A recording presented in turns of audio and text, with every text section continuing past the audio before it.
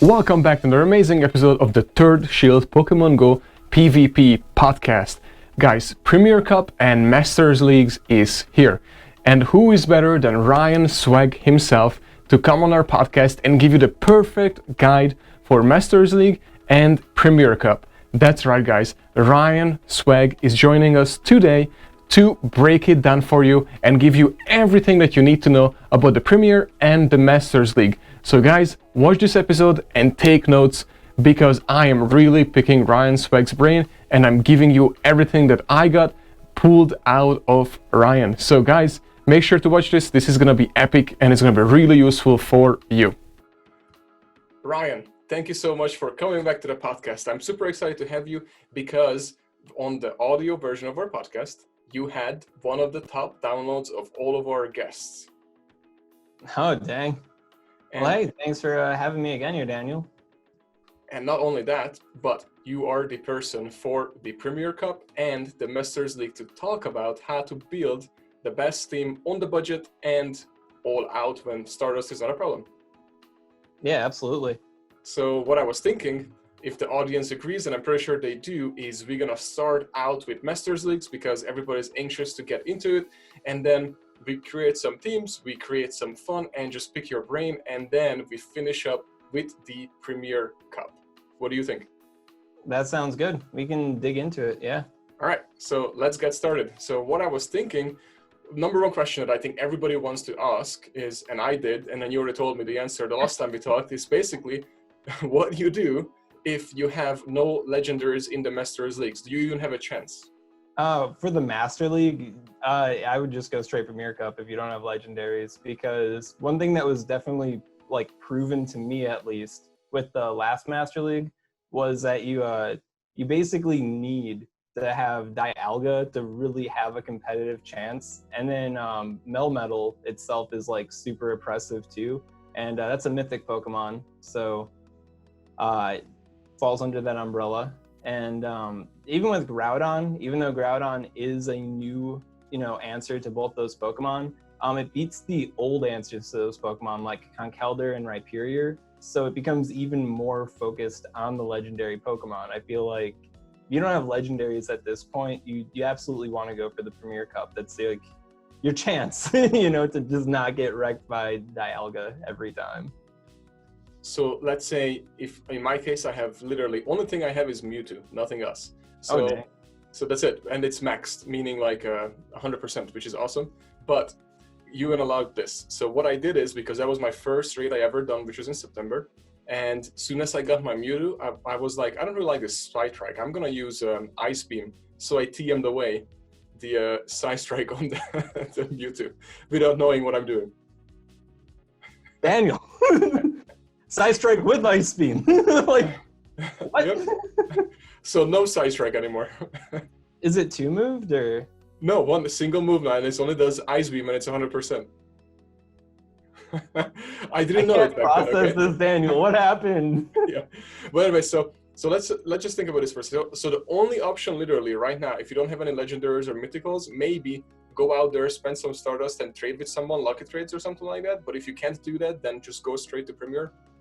Yeah, I mean, when it comes to lucky trades, even like, for one, Master League is Dialga. It's the center of it. If you're not using a Dialga on your team, then you have to be like super prepared to like manage it around every turn, because Dialga, I'm pretty sure, is the only Pokemon. Yeah, well, it'd have to be, because then Dialga would be a counter to it. I'm pretty sure it is the only Pokemon that can subdue all of its counters if it gets the right shield situation, which is just nuts. So you need Dialga, but it's like not the first step, I guess that is the first step, getting the Dialga, but that's not the whole enchilada here, because Dialga needs to have at least a 14 defense IV. If you do the lucky trade, you can get less than 14 on the defense IV, and if you do, then that means other Dialga will get a breakpoint on you and beat you. Just completely clown your Dialga. It's not even a Dialga if it's fighting another Dialga, if you don't have that defense IV check. And then it comes then to the best buddy Dialgas as well, because if you have the 14 defense IV, then you can protect your Dialga that way and exploit lesser Dialgas that aren't best buddied. So yeah, To summarize, you need a Dialga. It needs to have a 14 defense IV or higher, and you have to put in the time and effort to best buddy it. And then cherry on top, at this point, you could probably get away without two-moving it, but you definitely want to two-move it to really compete well. Like if you're rank 8, you know, maybe lower rank 9, but if you're trying to get into rank 10, like you're definitely going to want to have that two-move.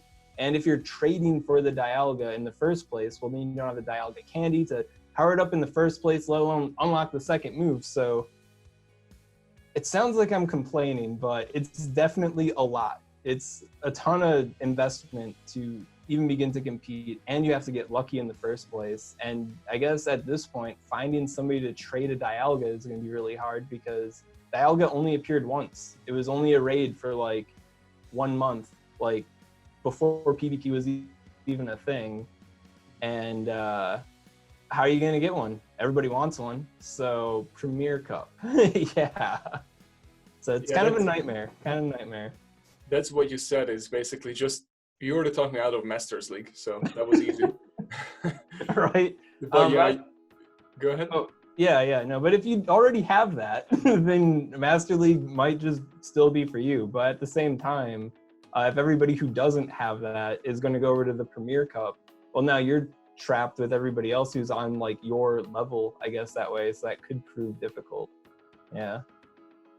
So then, let's say still with Master. So let's say if I do have a Dialga, then what else would I need to maybe able to compete at rank 9 to rank 10 in like this next 2 weeks, I guess? Yeah, well, Dialga is definitely the first piece of the pie for sure. From there, you can go with most lines, and it could work out just because Dialga exists.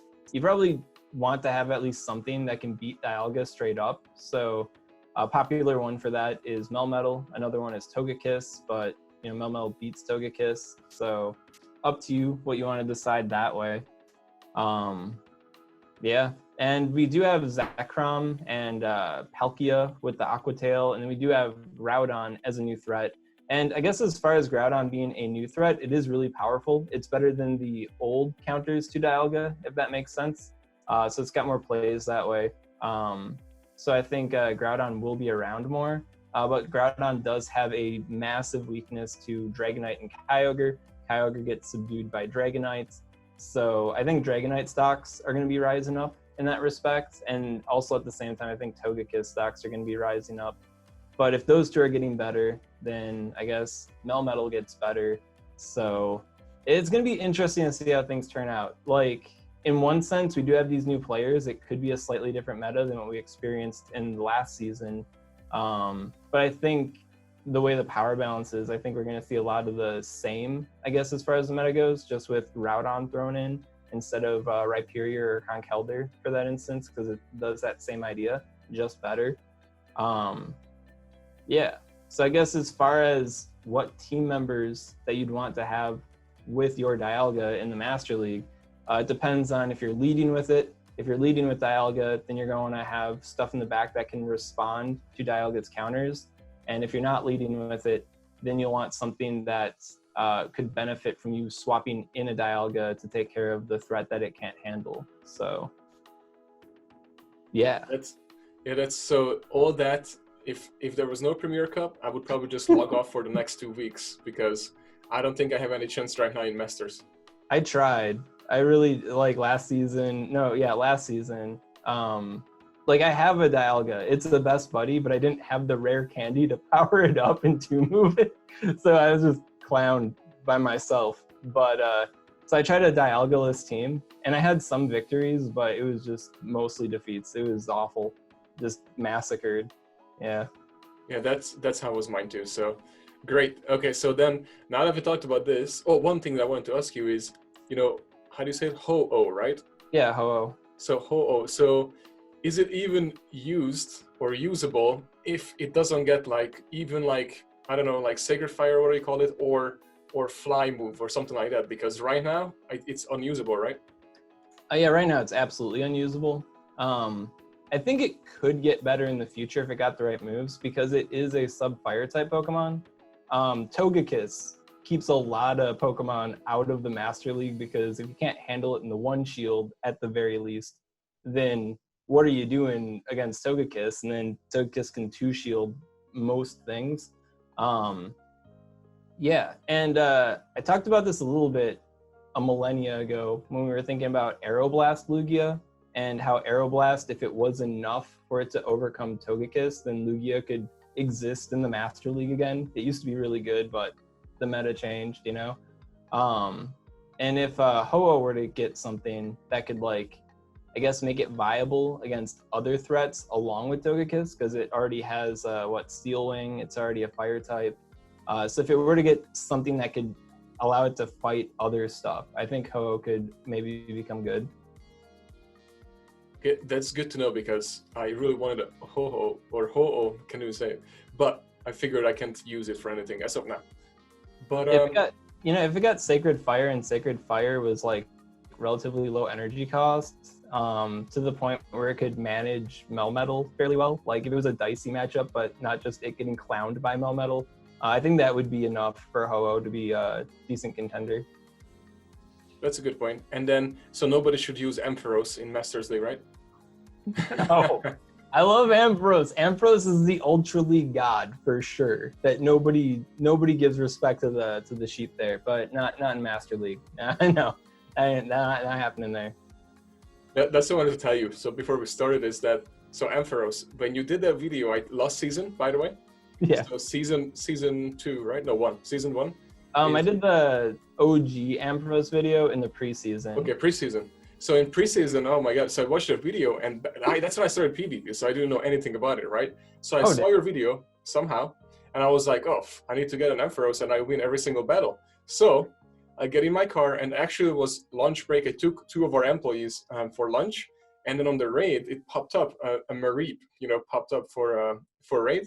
1-star raid, and then this is it. This is my golden ticket. Exactly. So I pulled over. It was, let me tell you, it was in the ghetto, like in the hood, literally, like a very bad area. And we pull over, and then the 2 employees look at each other. They look at me, and then they're like, "What are we doing here? Are you doing a drug deal or something?" I was like, "Oh no, I'm just catching a Pokemon. Don't worry about it." And then they looked at each other and looked at me again, and they go, "I wish we were doing a drug deal." They were like disappointed that I'm catching a Mareep. But anyways, then I caught it, and I leveled that one up, and then I went into the Go Battle League, and I was like, all right, I am going to Focus Blast everything. So the first lineup was Mewtwo, Armor Mewtwo. So of course, I have no idea about typings. So I Focus Blast on Armor Mewtwo, and nothing happens, right? So I was like, oh my god, what? Ryan said that this works. It almost one-shots everything. So I'm like freaking out. I'm like, oh, it must be the IVs. So because I didn't know, right? So after that, I'm like, I'm not using it again. But anyways, and then I learned more about it after watching more of your videos, and then Ampharos is actually awesome. Just not against Armor Mewtwo with a Focus Blast. Daniel, you terrify me. Yeah. TM Annoy Side Strike. Focus Blasting Mewtwo. Yeah, you know how surprised I was when I saw like maybe it moved this much to health. How could Ryan Side lie to me? Yeah. Anyways, I learned pretty quick. Okay, so now I think after this fun story, hope everybody got its laugh. But I learned a lot from you, by the way. So that's why I cannot wait to get into Premier Cup. So with Premier Cup, so let's say, so what would like the meta look like even? What would be like the must-have or the must-anti? I guess let's start with the must-have. Yeah, absolutely. So Premier Cup is interesting. Like, I mean, especially when you compare it to the Master League, because it doesn't have like that central authority figure. It doesn't have the Dialga, you know? And there isn't a Dialga of the Premier Cup. Like, everything can overcome stuff. It's not awful. Yeah. So as far as like the better picks though, the better picks are also pretty interesting too, because Metagross, Togekiss, and Dragonite are definitely on the top of the Premier Cup because they can dominate so many matchups, but they're also very vulnerable at the same time. Like Dragonite gets obliterated by Togekiss, Togekiss gets obliterated by Metagross, Metagross can be overcome by either of those Pokemon given the right circumstances and has like, you know, other counters breathing down its neck. So they're like the best, but they can be subdued so easily, and coming back from like having your Dragonite get farmed down by a Togekiss, like that's insane. So I feel like it'll be a more risky meta if you rely on the most powerful options. I'd say the most ubiquitous Pokemon overall, one that everyone will probably want to have on their team, is definitely going to be Metagross, though, because it beats those two other very powerful options, despite the fact that it could lose to them. And it also, you know, beats stuff that can beat it, but it's not like how Dialga does it. Like, you actually have to, like, try and, you know, pray a little bit for it to work out. So, Metagross, definite MVP, though. So at this point, because you're in the Masters, so how much would the IVs matter at this point for people who didn't really look in the IVs? I don't remember noticing any defense issues for Metagross. I would have to probably take a closer look at that to advise people better on it, because like if Metagross has a defense breakpoint where Dragonite's Dragon Breath does one more damage to it, then that's going to lose the Dragonite. So it can be pretty critical when it comes to the IVs. The HP IVs aren't that important because, like, yes, we do have those situations where that one sliver of health, it's that one little baby bit, and that saved you or caused you to lose a game. But that doesn't come up that often, you know, especially for Metagross. And then the attack IV isn't super imperative either. Like, you'd want to have high attack so you get the charge move priority, the CMP, over other Metagrosses. But for that mirror matchup, it's a really messy mirror anyways because you're trying to land the Earthquake. So getting CMP, well, if they fail their Earthquake bait, you could have like a 10 attack IV, and now you're poised to land your Earthquake on them. So, you know, try to have the best IVs you can because stuff happens. You know, what I was thinking, and you tweeted about it a few days ago, so it's the, you know, CMP tie switch. So the reason I'm bringing this up. Oh, yeah, that's so awful. Yeah, and if that's still in there, then yeah, you're going to want the attack IV. Yeah, I forgot about that. So what I was thinking is if you do have the attack IV, you just throw your attack, and then when the other one throws, the opponent throws, you just swap out into something else. You know, I don't think that's going to work out so well for the other player, because you're still gambling on if it's going to be a Meteor Mash or an Earthquake. So if you try to play this game and you swap to Togekiss because you're like, lol, Earthquake, or you swap to Dragonite because it's Earthquake, but they get hit by a Meteor Mash unshielded, well then Metagross already wins those matchups. Now Metagross probably is going to win those matchups because they got hit by Meteor Mash. And then on the flip side, if you, I don't know, swap in like a Swampert, for example, to catch the Meteor Mash, well then it's an Earthquake. You know what I mean? So I think it's risky to try to CMP swap a Metagross unless you know for sure that it's going to throw one thing or another. Wait, is Swampert still a game in Premier Cup? Oh yeah, absolutely. Ah, great! Yeah. I hate Swampert. Right. I don't have one. It's not Ultra League Swampert, that's for sure. Ultra League Swampert can like burn in a fire. That thing is so annoying because like you're like, it surely can't have Earthquake, and then you're like, oh great, it did, and it has Hydro Cannon at the same time. Yeah, I love this game. Like, but yeah, Swampert's good in the Premier Cup. It beats Metagross, and it's one of the few Pokemon that can beat Metagross even at a shield disadvantage. I have to get a little bit lucky with that, but that alone definitely makes Swampert a really good option for this cup. Great. So now I need an anti-Swampert as well. All right. Well, look no further. You got Togekiss and Dragonite, but Perfect. You know, they lose to Metagross, so good luck. So basically, like the meta here would be also Metagross, Dragonite, and Togekiss, and that's like the meta, you think? Those are going to be like the top players. I think a lot of wins are going to come from a fourth group. That's fighting types and ground type Pokemon. So if you were to visualize this meta, it's like paper, scissors, rock, lizard, Spock. So, you know, you beat two things, you lose to two things. Metagross beats the Togekiss and the Dragonite. Togekiss beats the Dragonite and the fighting ground type Pokemon. Fighting ground type Pokemon beat the Metagross, and they also beat the the fire types, which are really risky. I'll talk about them in a bit. And then the fire types, they can beat the Metagross and the Togekiss because they resist the charm. And yeah, so that's like what the base meta is. And then as far as the options go, Dragonite, Togekiss, and Metagross, they have tools to overcome the stuff that can beat them. And they just dominate a lot of matchups where they don't even have to think. It's just like, I'm pushing Dragon Breath and you got Machamp. So yeah, Rock Slide away, man. I don't care. You know what I mean? They can just put their face in the mud. You can't even win. So that definitely makes them more dominant. But I feel like a lot of wins, a lot of variety is going to come from that fighting type, mud type group, ground type, mud, whatever you want to call it. I think those guys are going to be really good because they got some variety happening.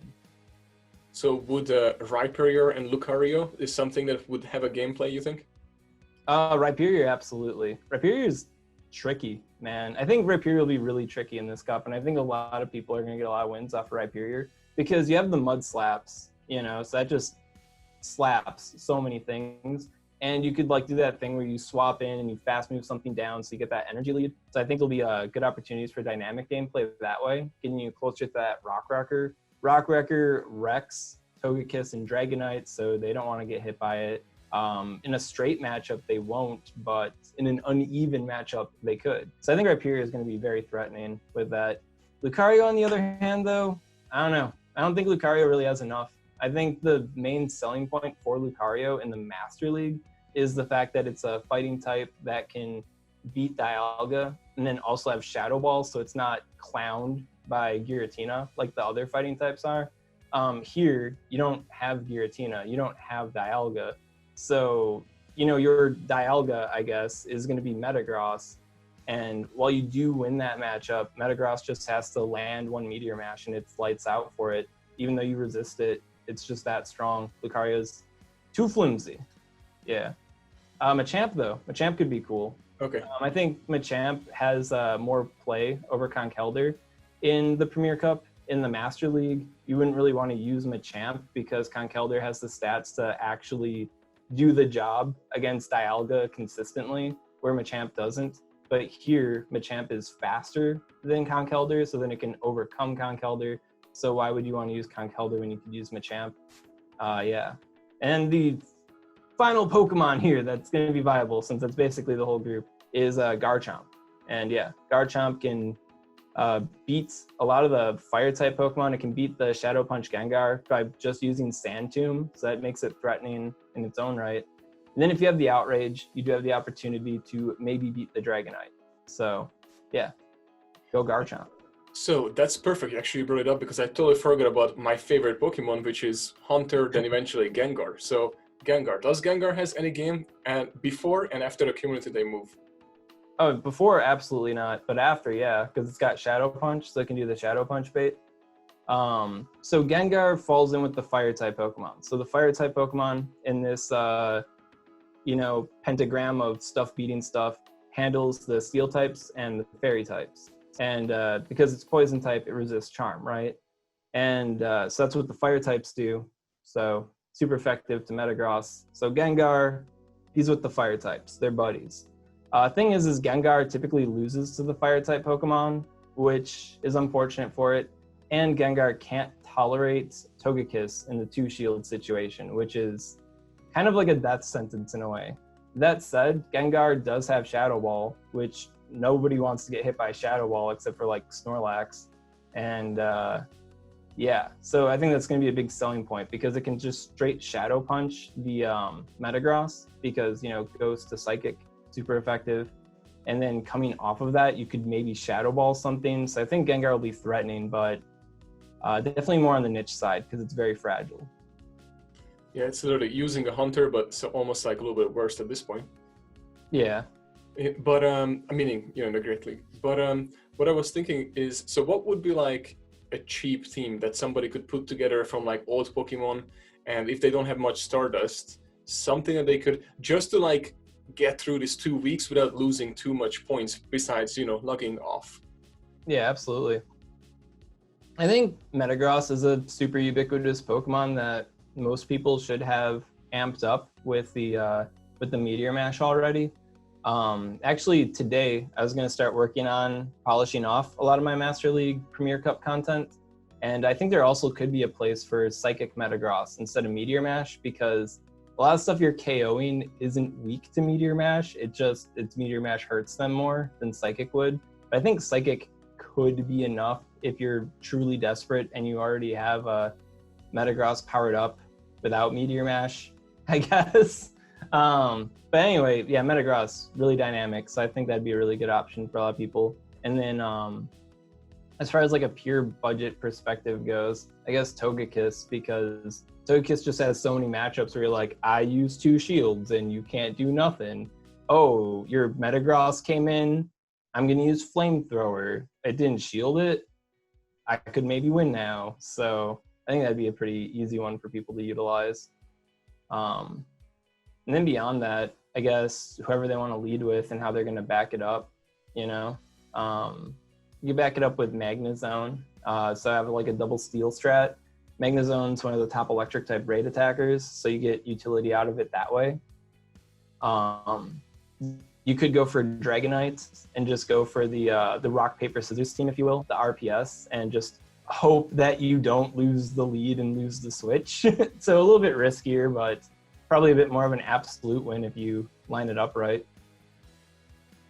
Okay, that's a good point, because basically what you mentioned, Pokemon, is that's what I have. So that's going to be my tactic going in. But I do want to max out a Gengar once I have the community move. And I think I would have like a few more days, right? Because, yeah, a whole week, I think, right? Yeah, something like that. Is community day next weekend, right? Man, I'm really bad with dates, super bad with dates. I know it's coming up. It's either this weekend or next weekend. Maybe it's the next weekend, so then no Gengar. Never mind, if it's the next. I think, in the back of my mind, I think it's the 17th. Okay. I'm pretty sure it's the weekend of the 17th. So. Okay. Yeah, so maybe 1 day play, 2 days. What I was going to say is also, so that's like the absolute budget. So let's say Metagross, and then if somebody has Shadow and not afraid to spend the dust, then what would you recommend? The Shadow Pokemon. Oh man, they're interesting in the Premier Cup because a lot of good Pokemon also have Shadow forms. So like Metagross has a Shadow, Magnezone has a Shadow, Dragonite has a Shadow. So the options there to use Shadows. As far as they compare to their original selves, don't use Shadow Dragonite, because Dragonite's whole thing is that it can wear stuff down with Dragon Breath, and if you're a Shadow, stuff can wear you down too quickly, so it just falls out of favor. And that's even without considering IVs. Like using a perfect IV Shadow, it has issues. Then Shadow Metagross is different. So normal Metagross you can use in just about any situation. You can use it as like a safe swap, you can use it as a lead, you can use it to back up the back. I feel like Shadow Metagross has advantages as a swap-in, but it doesn't want its opponent to have 2 shields. So if you can bait a shield on the lead and then swap to Shadow Metagross, I think that'd be a really good thing for Shadow Metagross. So if that's how you're analyzing your team, getting your brain together to build a team, Shadow Metagross can work out that way. Shadow Magnezone, though, definitely stands above normal Magnezone, just because it's much more aggressive. You can beat a lot of the Fairy and Ice-type Pokemon. Like, Ice-types are kind of like anti-meta, really risky to use. So I don't like forwardly suggest using them, but they're like Togekiss, and they can maybe beat Togekiss and do other things. So, you know. But Shadow Magnezone can just use Mirror Shot to take them out. And that's like a really weak, low energy cost attack. You think it's baiting you? Nope, it's a Mirror Shot, and it's taking you out with it. So I think Shadow Magnezone has a lot going for it in that respect. Yeah, and then Shadow Gardevoir is pretty cool, just because it's like got more damage than Togekiss does. It can't, like, it's not as resilient as Togekiss, but I think Shadow Gardevoir opens up a double charm strat that people could toy around with, where normal Gardevoir just hits too softly, where it's like doesn't really feel worth it. So Shadow Gardevoir is pretty cool too. So if in your case, dust and candy is not an issue at all whatsoever, what would be your dream team? Oh man. Yo man, I wanna get to rank 10, dog. I'm not gonna tell you what my dream team is because legendaries aren't involved, man. The dream can be real now. Like I don't have to cry about not having a 2-moved maxed out best buddy Dialga. I can live in the light. However, IVs definitely do hold me back because, like, you know, deficiency in IVs, it leads to you missing break points. It leads to your opponents getting break points on you. And while I don't notice them that often, I definitely notice it when I have them. So yeah, the dream team. I'd probably go with vanilla Metagross for sure, with the Meteor Mash and the Earthquake there for sure. Swampert would be really good too. And then to back it up, I haven't spent too much time thinking about it. The drawing board's been going pretty insane the past week here. When is the Master League anyways? For whatever reason, I think it's on the 7th, but that's when QREM comes back. So it could be tomorrow. I don't know. When is it? I forgot to look it up before the stream. As of recording, it is tomorrow. So tomorrow. It is? Oh, gosh. Yep, it's already there. You know, this is a dream team too, because I don't have a perfect IV Swampert. All of my Hydro-Cannon Swamperts have like PvP, Great League, Ultra League IVs. So it is a dream because I can't use it. But so yeah, I'd probably lead Swampert just to catch the Metagrosses, and then Swampert, if it gets even a little bit of an energy lead, can be really devastating to fight against, much like how it is in the Ultra League.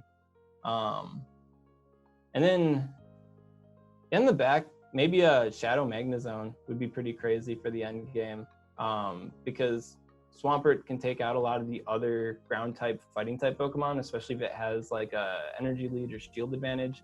And then Metagross can like handle a lot of stuff in between as a swap in. So if things go south, you know, they lead Dragonite, they lead Togekiss, I can swap to Metagross, not be too worried about it. And then Magnezone can be pretty devastating as a swap in too, especially the Shadow one, because I don't think people really think about that mirror shot damage.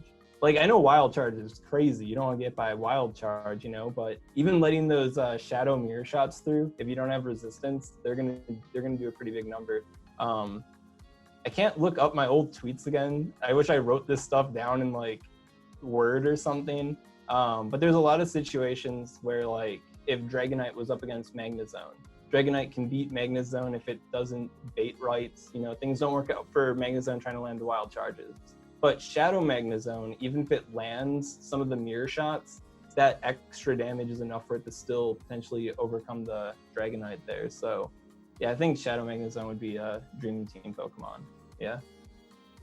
All right, so if I would have any of those, that's what I would use. Yeah. Besides, okay, so, and last season, wasn't it like a thing going around to not to use Dragonite, or that was just somebody made that up? Last season? Yeah. So last season was just like pure Master League, right? Yep. Yeah. I used Dragonite because I didn't have Dialga. I thought it could like work out in some sneaky way. But what ends up happening is Melmetal just uses Rock Slide. You just get clowned. You're just done. You know, Dialga, if it catches you, what are you gonna do, man? What are you gonna do? And then Togekiss, that's even worse, you know?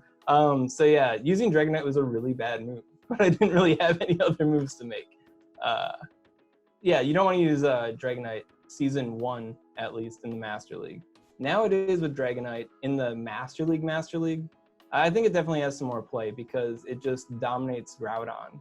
You know, Groudon doesn't have Rock Wrecker. You know, Groudon doesn't have Rock Slide. You know, it doesn't have rock type attacks. Groudon can't touch you. And I'm pretty sure that Dragonite can just straight Dragon Breath it down, Zero Shield it, have all that energy. Dialga comes in. Dialga doesn't want to take back-to-back outrages. Like, yeah, Dialga will probably beat you, but you're going to do mass insano damage to it. You're going to win the fight. So if Groudon gets caught by Dragonite, you win, basically. So, and then when it comes to the new dragons on the block, Zekrom, Palkia, Dragonite beats them too. So, yeah, Dialga beats them, and Dialga beats Dragonite. But, you know, bring in the Dragonite, you can take care of stuff that tries to take care of Dialga, get him out of the way.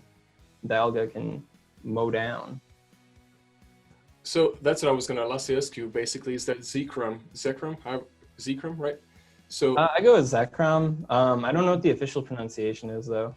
does it have like actual play, or just might as well use Dragonite if you have it maxed out?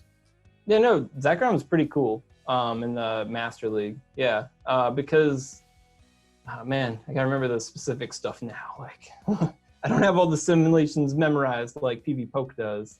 That guy. So Zekrom. Yeah, I think his whole thing is that he can beat other Dragon Breath users, not named Dragonite, but Dragonite is kind of risky in that sense that it can't. Let me rephrase this. So Zekrom's good because it can handle like Melmetal, you know? That's the same thing that Palkia does, but Zekrom beats Palkia. And so that's the main primary selling point for using Zekrom. And then it also dominates Kyogre, which is nice. So typical Dragon Breath user type stuff. But the fact that it does really good against Melmetal is pretty huge. And then also, if given like a shield advantage, you know, it gets those crunches pretty quickly. Crunch is unresisted by Dialga. So I feel like it's got more like opportunities to damage Dialga compared to like Palkia with Aqua Tail. So yeah, definitely Zekrom's good. So do you think if you don't have a Dialga but have Zekrom that is maxed out, it's 100%, and let's say you have Togekiss and what else you can throw in there that could work? That is there anything else you could throw in there and still work without Dialga, or still like kind of like nah?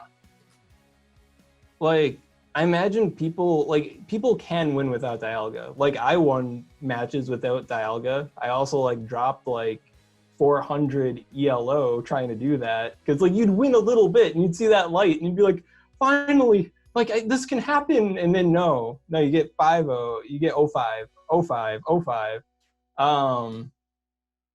I really don't recommend it. Like if you're trying to actually climb and do well and you're not trying to like meme, you know, like, oh, I got a 5-0 without Dialga, I'm gonna make the YouTube video right now. 5-0 without Dialga, use this team. You know what I mean? Like if you're not trying to do something like that, I don't recommend it. Go for the Premier Cup. Actually, like, I have a PV Poke. You can't see it, but I have his Master League Starter Pack Season 2 because I knew this question was going to come up, like a Dialga-less Master League team. And he has those 6 example teams on the bottom. And I was looking at the ones without Dialga, right? And none of them really stand a chance except for the Groudon, Togekiss, and ironically Zekrom. Ironically that team. And the only reason why it stands a chance is because Togekiss and Groudon can aggressively counter the Dialga. So you really have to be bringing that like heavy heat on Dialga to even stand a chance. And the only reason why Zekrom in this case would be potentially better than Dialga for the Dragon Breath role is because it could take on some stuff that thinks, you know, it can beat Dialga, but this ain't Dialga. It doesn't have steel type weakness. So, but even then, the team would probably be better with Dialga instead of Zekrom. So it's like, yeah, Master League works without Dialga, but it's not very consistent, no. So basically, Zekrom is like a Walmart Dialga. Oh yeah, any Dragon Breath user is a Walmart Dialga for sure. So like in Ultra, Giratina and Gyarados, right? Oh, right, yeah, absolutely. Yeah. You know what I love about Gyarados? And I don't know if you're aware, but Toshi, like genius player, got to rank 10, and his team leads with Gyarados, right, in the Ultra League. And my team leads with Ampharos. So all of those Toshi copycats out there, they're like, I'm going to use this team because it's the team that wins. And they come against me. Like, thank you, Toshi, for popularizing the Gyarados lead. Ampharos appreciates it. Yeah. But that doesn't happen with Giratina. Giratina, I got to swap so fast. Like, dang. Yeah, that's true. But yeah, I'm very happy that you are keeping the sheep alive because I don't think I've seen it maybe once this whole season. I didn't see anybody using it. Oh, dang. I actually faced one in the mirror match, and they baited Thunder Punch. I didn't shield it, and they had CMP. I threw Focus Blast, and they didn't shield it. So in that respect, you could say I am the best Ampharos player. in GBL out of the one other person I fought. True, but you also never throw a focus blast into normal Mewtwo. Oh, right. Yeah, I've never done that. If that ever happens, if I'm ever poised, I'm in the position to beat an armored Mewtwo. I guess I only have a day to do it now. And I beat them by throwing Focus Blast on armored Mewtwo. I'm going to send you that video. Okay. I'd be like, observe the power of a true Ampharos player. Although I don't even use Focus Blast now. So, yeah, that actually can't happen. I use Thunder Ampharos, which is crazy. I switched it too. Since I saw your video, I switched over to the Thunder as well. Oh, yeah. No thinking. You don't have to worry about type effectiveness. It's like it either does it or it doesn't. Exactly. Okay, so is there anything else you want to put out there, or any last-minute tips to anybody who wants to go into Premier or into the Masters? Yeah, last-minute tips here. If you want to know about the Premier Cup better, tomorrow I'm going to be releasing my Premier Cup simplified content to, give you a visual. Like I told you about the paper, scissors, rock, lizard, Spock. Maybe you need to see it to believe it. So I'll be going over stuff like that on my YouTube channel, so definitely check that out. And as far as last-minute tips for the Master League, yeah, if you don't have that 14 defense IV higher, maxed out best buddy Dialga happening, don't bother and go for the Premier Cup because you're going to be struggling. Yeah, thank you so much for that, because that's what I'm going to be doing, going for the Premier. And then the video you have mentioned, I'm going to make sure it's linked in below, guys. So if you're watching, listening, just scroll down, click on it, and it will take you to the video of Ryan that's going to create. So thank you for that, because I'm going to be watching too. Hey, thank you for the link there then, Daniel. Of course. And thank you so much for coming to the podcast. And guys, make sure to stay tuned because there is more of Ryan.